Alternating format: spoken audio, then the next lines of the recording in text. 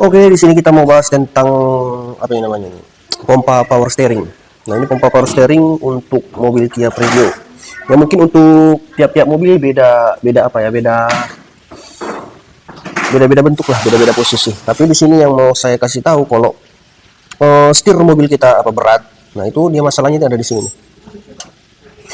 Nah, ini dia. Ini udah habis dia kemakan sama ini. Apa namanya ini?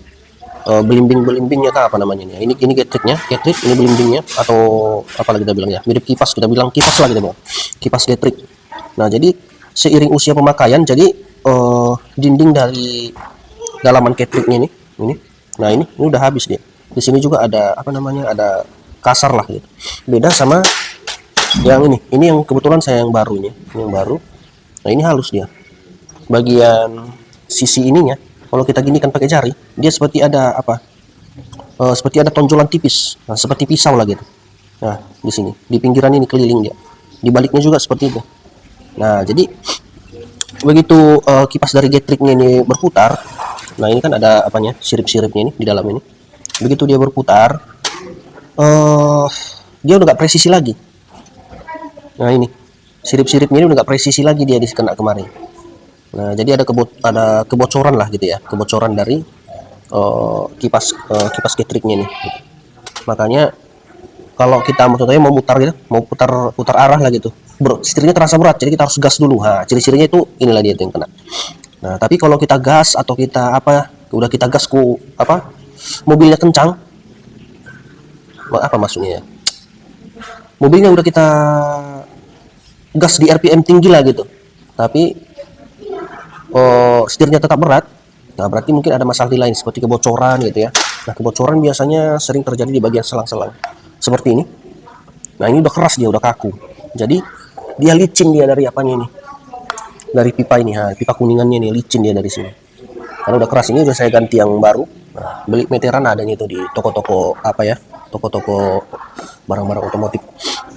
Nah, itu kalau enggak dia bocor dari seal ini. Di sini ada seal, ntar ya, saya coba lepas dulu. Nah, ini di sini ada seal di sini. Nah, ini dia sealnya. Ini kebetulan sealnya masih bagus ya, saya perhatikan. Jadi saya nggak ganti, ini saya ada beli seal yang baru juga. Jadi buat cadangan aja dia. Nah, itu baru yang kedua dari sini. Di sini udah lemah dia ini apanya, apa namanya ini? Nozzle-nya nih. Di sini ada karet, ada seal juga di situ. Nah, itu udah lemah. Nah, jadi sebenarnya sederhana aja ya, cuma pembongkarannya aja yang agak ribet dari mobilnya. Ya mungkin tiap-tiap mobil berbeda ya cara bukanya karena posisi mesin yang berbeda juga ya tiap-tiap mobilnya. Jadi di posisi dia apa kan jadi kondisikan aja bagaimana enaknya lah gitu. Nah, ini juga bisa diperhatikan juga ya bagian ini, bagian sini. Aduh, bagian sini. Nah, ini udah apa dia? Kemarin berkarat. Jadi saya amplas sampai terasa halus. Nah, jadi kalau udah terasa halus, dia boleh dipasang. Jadi kalau dia berkarat ini, dia bisa memakan ini dalaman silnya nih. Jadi bisa terjadi kebocoran gitu. Oke, apalagi ya?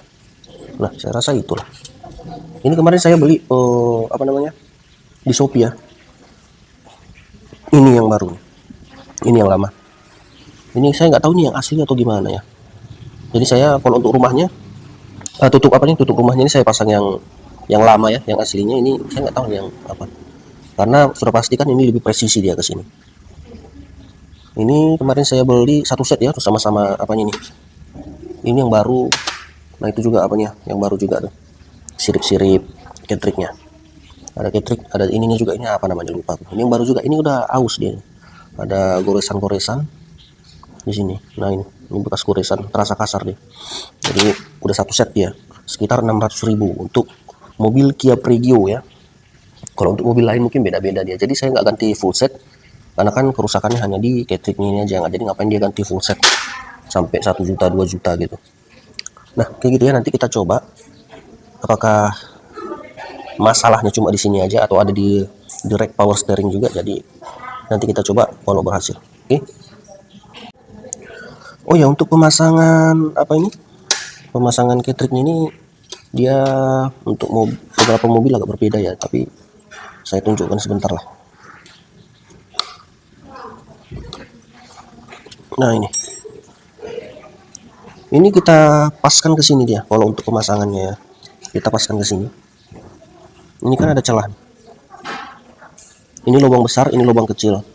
Nah, kita cocokkan ke sini. Ini celah yang besar, ini celah yang kecil. Di sini terbalik dia. Di sini yang kecil, di sini yang besarnya. Jadi berbalik-balikan dia begitu. Nah, sini yang besar, sini yang kecil.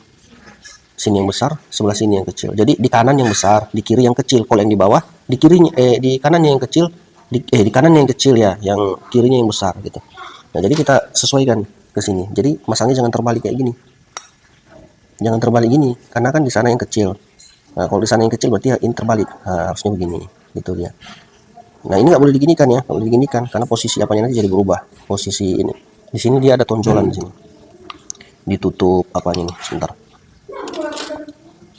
Nah, ini ditutup, ini ada tonjolan, nanti dia masuk ke sini. Masuk ke sini.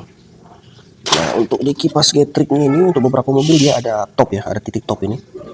Jadi titik topnya mungkin bisa kita cari lah di mana ada tandanya. Kalau di sini dia nggak ada, bebas saja dia. Ini pun mau di atas di bawah terserah aja. Tapi kalau saya mau bikin ke bawah ya, begitu. Jadi titik topnya biasanya ada di apanya ini, di pulinya. Ini saya cari nggak ada.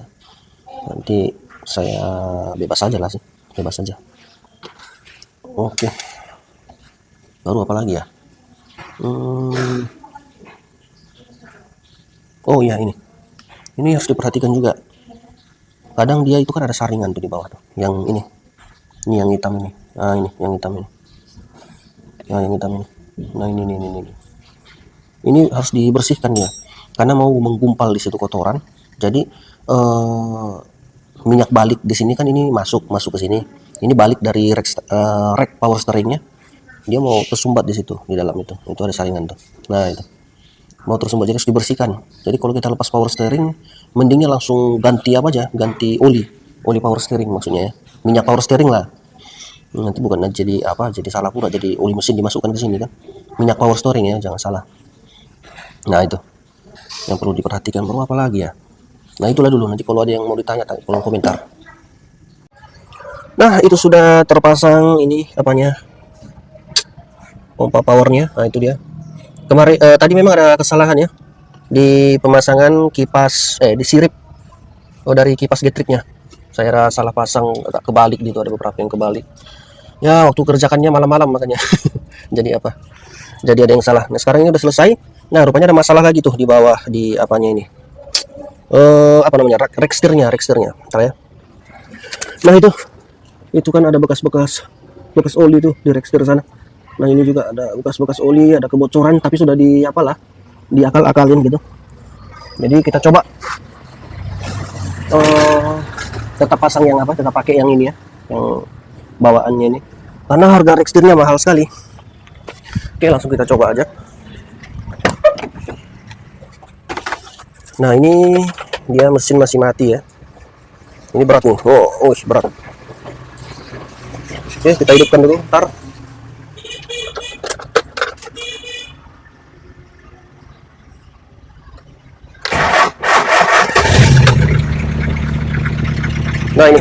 Nah ini udah ringan ya, satu tangan aja udah mutar nih. Nah, tuh kanan kiri, gampang aja. Tapi kalau ini gasnya ditinggikan, contohnya kita gigi satu nih, habis gas, nah, dia langsung apa? Langsung berat lagi, karena tekanan dari pompa power steeringnya bikin dia jadi apa? Jadi bocor lagi di sini di rack steernya itu sana. Jadi kalau kita pakai mobil ini ya setengah-setengah dulu lah, setengah-setengah gas maksudnya. Nggak bisa terlalu tekan kali apanya gasnya. Nggak boleh habis gas kali, karena itu kan ada kebocoran di sana. Harga rack steernya sekitar 2 juta lah komplit semua. Oke. Itu dulu, kalau ada yang mau ditanya silahkan tanya, tulis di kolom komentar.